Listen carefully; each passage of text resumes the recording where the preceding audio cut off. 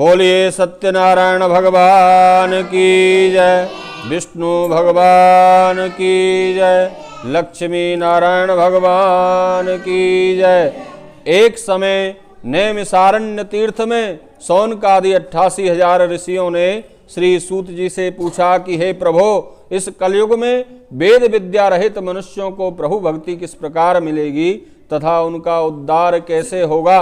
इसलिए हे मुनि श्रेष्ठ, कोई ऐसा तप कहिए जिससे थोड़े समय में पुण्य प्राप्त होवे तथा मन वांछित फल मिले, वह कथा सुनने की हमारी इच्छा है। सर्वशास्त्र ज्ञाता श्री सूत जी बोले, हे वैष्णवों में पूज्य, आपने सब प्राणियों के हित की बात पूछी है। अब मैं उस श्रेष्ठ व्रत को आप लोगों से कहूंगा जिस व्रत को नारद जी ने भगवान लक्ष्मी नारायण से पूछा था और लक्ष्मीपति ने मुनि श्रेष्ठ नारद से कहा था, सो ध्यान से सुनो। एक समय बंधुओं, योगीराज नारद जी दूसरों के हित की इच्छा से अनेक लोकों में घूमते हुए मृत्युलोक में आ पहुंचे। यहाँ अनेक योनियों में जन्मे हुए प्राय सभी मनुष्यों को अपने अपने कर्मों के द्वारा अनेकों प्रकार के दुखों से दुखी देखकर नारद जी ने मन में विचार किया कि किस यत्न के करने से इन प्राणियों का दुख दूर हो सकता है। ऐसा मन में सोचकर नारद मुनि भगवान विष्णु के लोक को गए।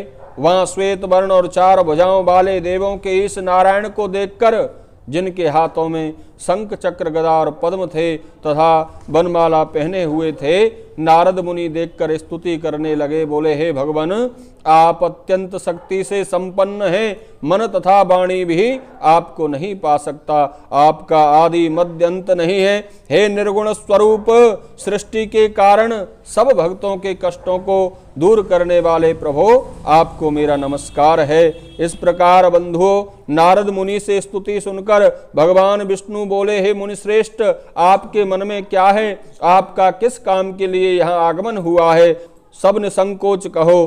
तब नारद मुनि बोले, भगवान, मृत्यु लोक में सभी मनुष्य जो अनेकों योनियों में पैदा हुए हैं, वे अपने ही कर्मों से अनेकों प्रकार के दुखों से दुखी हो रहे हैं। हे नाथ, यदि आप मुझ पर दया रखते हो तो कृपा करके बतलाइए, उन मनुष्यों के सब दुख थोड़े से ही प्रयत्न से कैसे दूर हो सकते हैं। श्री भगवान जी बोले, हे नारद, मनुष्यों की भलाई के लिए तुमने बहुत अच्छी बात पूछी है। जिस काम के करने से मनुष्य मोह से छूट जाता है, मैं वह कहता हूँ, सुनो। बहुत पुण्य देने वाला, स्वर्ग तथा मृत्यु लोक दोनों में दुर्लभ एक उत्तम व्रत है, जो आज प्रेम बस होकर तुमसे कहता हूँ। भगवान सत्यनारायण का यह व्रत अच्छी तरह विधि पूर्वक करके मनुष्य आयु पर्यंत यहाँ सुख भोग कर अंत में मोक्ष को प्राप्त होता है।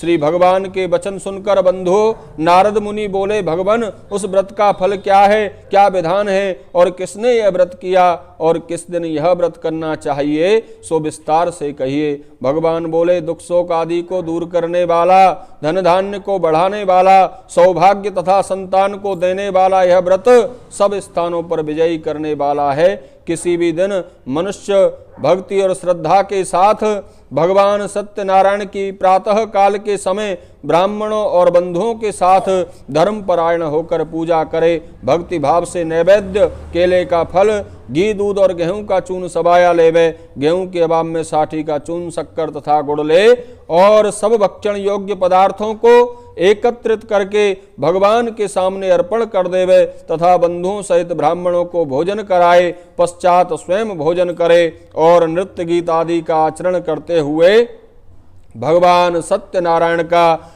स्मरण करते हुए समय व्यतीत करे। इस तरह व्रत करने पर मनुष्यों की इच्छा निश्चय ही पूरी होती है। विशेषकर कल काल में भूमि पर यही एक मोक्ष का सरल उपाय है। बोलिए सत्यनारायण भगवान की जय, विष्णु भगवान की जय, लक्ष्मी नारायण भगवान की जय।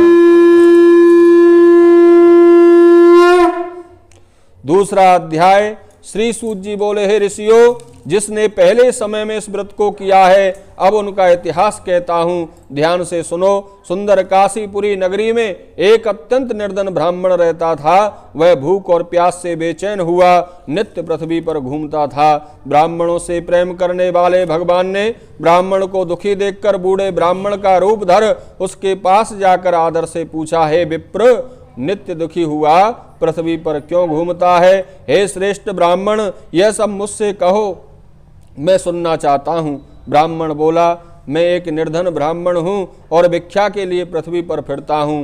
हे भगवान, यदि आप इससे छुटकारा पाने का कोई उपाय जानते हैं तो कृपा करके कहें।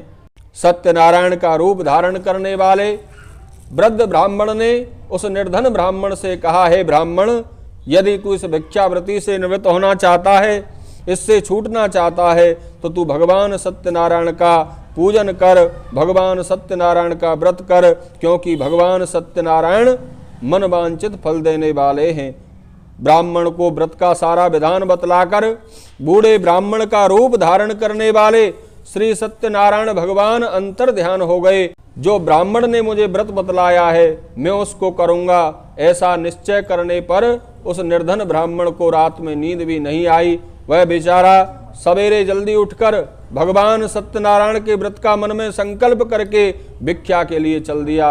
आज भगवान सत्यनारायण की कृपा से उसे भिक्षा में बहुत सा धन मिला, जिससे उसने अपने बंधु बांधवों के साथ भगवान सत्यनारायण का व्रत किया, पूजन किया, और इस व्रत के करने से वह ब्राह्मण सब दुखों से छूटकर अनेक प्रकार की संपत्तियों से युक्त हुआ। उस समय से वह ब्राह्मण हर मास भगवान सत्यनारायण का व्रत और पूजन करने लगा। इस प्रकार भगवान सत्यनारायण के व्रत को जो मनुष्य श्रद्धा से करता है वह सब दुखों से छूट जाता है। इस तरह नारद जी से भगवान नारायण का कहा हुआ यह व्रत मैंने तुमसे कहा है, अब मैं और क्या कहूँ। शौनकादि ऋषि बोले, हे मुनीश्वर, संसार में इस ब्राह्मण से सुनकर किस किसने इस व्रत को किया, हम वह सब सुनना चाहते हैं, इसके लिए हमारे मन में श्रद्धा है। श्री सूत जी बोले, हे मुनियों, अब मैं तुम्हें आगे की कथा कहता हूँ। जिन जिन ने इस व्रत को किया है अब वह सब कथा सुनो। एक समय एक ब्राह्मण धन और ऐश्वर्य के अनुसार बंधु बांधवों के साथ व्रत करने को तैयार हुआ कि उसी समय एक लकड़ी बेचने वाला बूढ़ा आदमी आया और बाहर लकड़ियों को रखकर ब्राह्मण के मकान में गया। प्यास से दुखी लकड़हारा उनको व्रत करते हुए देखकर ब्राह्मण को नमस्कार कर कहने लगा, आप यह क्या कर रहे हैं और इसके करने से क्या फल मिलता है, सो कृपा करके मुझसे कहो। ब्राह्मण ने कहा, सब मनोकामनाओं को पूरा करने वाला यह भगवान सत्यनारायण का व्रत व पूजन है। इस व्रत की कृपा से ही मेरे यहाँ धन धान्य आदि की वृद्धि हुई है। बंधुओं, ब्राह्मण से इस व्रत के बारे में जानकर लकड़हारा बहुत प्रसन्न हुआ। चरणामृत लेकर और प्रसाद खाने के बाद अपने घर को गया और घर जाकर लकड़हारे ने अपने मन में आज संकल्प कर लिया कि नगर में लकड़ी बेचने से जो भी धन मिलेगा उसी धन से भगवान सत्यनारायण का उत्तम व्रत करूंगा। यह मन में विचार कर वह बूढ़ा आदमी लकड़ियों को अपने सिर पर रखकर जिस नगर में धनवान लोग रहते थे वह ऐसे सुंदर नगर में गया। उस रोज भगवान सत्यनारायण की कृपा से उसे उन लकड़ियों का दाम पहले से कई गुना ज्यादा मिला। तब वह बूढ़ा लकड़हारा दाम ले और अति प्रसन्न होकर पके केले, शक्कर, घी, दूध, दही, गेहूं का आटा इत्यादि भगवान सत्यनारायण के व्रत की सब सामग्रियों को लेकर अपने घर गया और घर जाकर लकड़हारे ने अपने भाई बंधुओं को बुलाकर विधि के साथ भगवान सत्यनारायण का पूजन किया, व्रत किया और इस व्रत के प्रभाव से वह बूढ़ा लकड़हारा धन पुत्र आदि से युक्त हुआ और संसार के समस्त सुख भोग कर अंत में वैकुंठ को गया। बोलिए सत्यनारायण भगवान की जय, विष्णु भगवान की जय, लक्ष्मी नारायण भगवान की जय।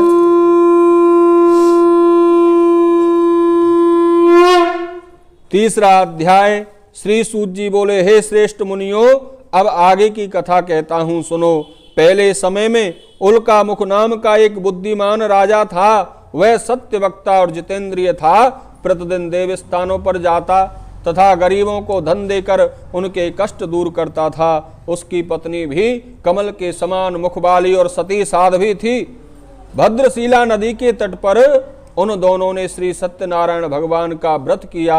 उस समय वहां एक साधु नामक वैश्य आया। उसके पास व्यापार के लिए बहुत सा धन था। वह नाव को किनारे पर ठहरा कर राजा के पास आ गया और राजा को व्रत करते हुए देखकर विनय के साथ पूछने लगा, हे राजन, भक्ति युक्त चित्त से यह आप क्या कर रहे हैं? मेरी सुनने की इच्छा है, सो आप यह मुझे बताइए। राजा बोला, हे साधु, अपने बांधवों के साथ पुत्र आदि की प्राप्ति के लिए यह महाशक्तिवान भगवान सत्यनारायण का व्रत व पूजन किया जा रहा है।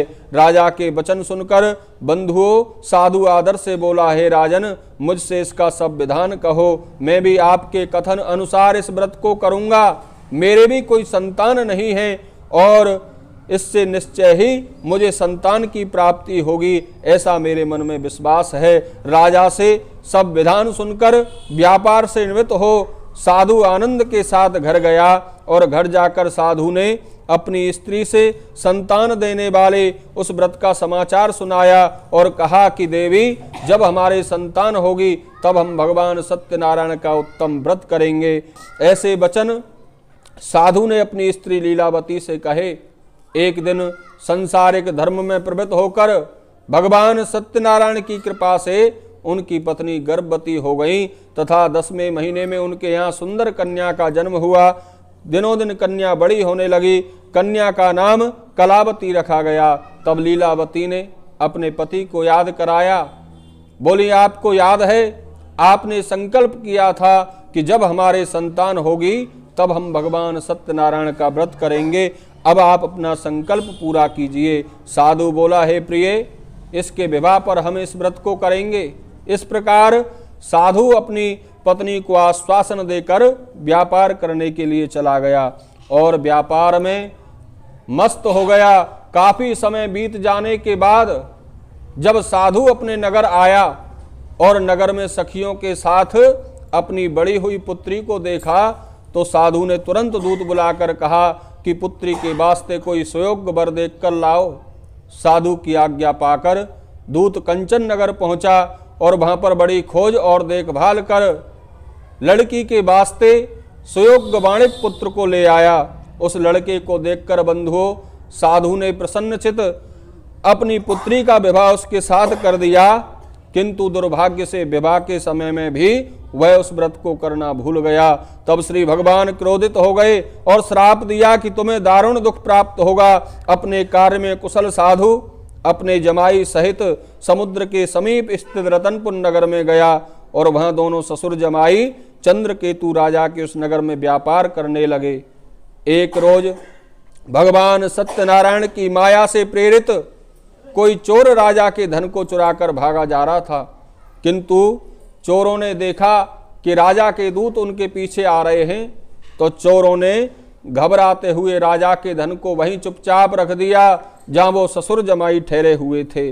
जब बंधुओं राजा के दूतों ने साधु वैश्य के पास राजा के धन को रखा देखा तो वे दोनों को पकड़कर ले गए और प्रसन्नता से दौड़ते हुए राजा के पास जाकर बोले, महाराज, यह 2 चोर हम पकड़ कर लाए हैं, कृपया आप आज्ञा दें। तब राजा की आज्ञा से उन्हें कठिन कारावास में डाल दिया और उनका सब धन छीन लिया। इधर भगवान सत्यनारायण के श्राप के कारण उनकी पत्नी भी घर पर बहुत दुखी हुई और घर पर जो धन रखा था चोर चुरा कर ले गए। शारीरिक व मानसिक पीड़ा तथा भूख प्यास से अति दुखित हो अन्न की चिंता में कलावती एक ब्राह्मण के घर गई। वहां उसने भगवान सत्यनारायण का व्रत होते हुए देखा, फिर कथा सुनी तथा प्रसाद ग्रहण कर रात को घर आई। माता ने कलावती से कहा, हे पुत्री, अब तक कहाँ रही, बा तेरे मन में क्या है? कलावती बोली, हे माता, एक ब्राह्मण के घर मैंने श्री सत्यनारायण भगवान का व्रत होते हुए देखा है। कन्या के वचन सुनकर बंधुओं लीलावती भगवान के पूजन की तैयारी करने लगी। लीलावती ने परिवार और बंधुओं सहित श्री सत्यनारायण भगवान का पूजन किया और वर मांगा कि मेरे पति और दामाद शीघ्र ही घर आ जावें। साथ ही प्रार्थना की कि हे प्रभो, हम सबका अपराध क्षमा करो। भगवान सत्यनारायण इस व्रत से संतुष्ट हो गए और राजा चंद्रकेतु को स्वप्न में दर्शन देकर कहा, हे राजन, दोनों वैश्यों को प्रातः ही छोड़ दो और जो तुमने उनका धन लिया है उसे वापस दे दो, नहीं तो मैं तेरा धन, राज, पुत्र आदि सब नष्ट कर दूंगा। ऐसे वचन कहकर बंधुओं भगवान अंतर ध्यान हो गए। प्रातः काल राजा चंद्रकेतु ने सभा में आके अपना स्वप्न सुनाया। फिर दोनों बाणिक पुत्रों को कैद से मुक्त कर सभा में बुलाया। दोनों ने आते ही राजा को नमस्कार किया। राजा मीठे वचनों से बोला, हे महान भावो, कारण बस ऐसा कठिन दुख तुम्हें प्राप्त हुआ है, परंतु अब तुम्हें कोई भय नहीं है। ऐसा कहकर बंधुओं राजा ने उनको नए नए वस्त्र आभूषण पहनाए तथा उनका जितना धन लिया था उससे दुगना धन देकर आदर सहित विदा कर दिया। दोनों वैश्य अपने घर की ओर चल दिए। बोलिए सत्यनारायण भगवान की जय, विष्णु भगवान की जय, लक्ष्मी नारायण भगवान की जय।